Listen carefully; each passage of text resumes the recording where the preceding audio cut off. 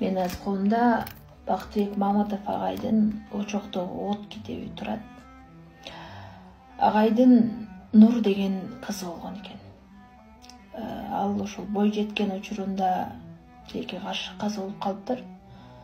Анан ал кызы абдан чыгармачылыкка жакын, ыр жазган кыз болгон экен.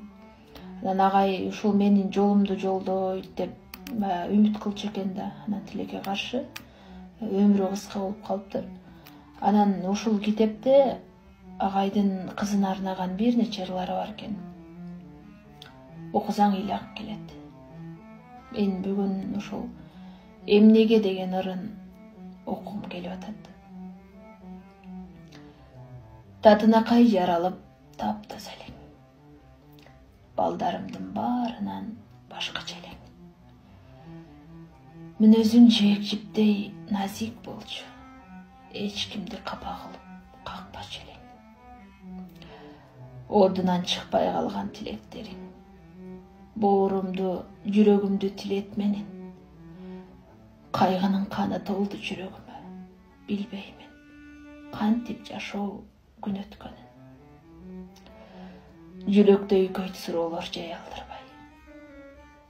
Эмнеге анча жакшы жаралдың ай?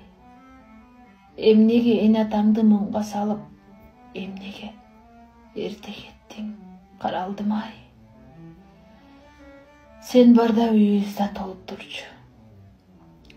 Бакыттын кушу сайрап конуп турчу. Кайгыга баратамын чыдай албай. Жараткан кызыма бир жолуктурчу.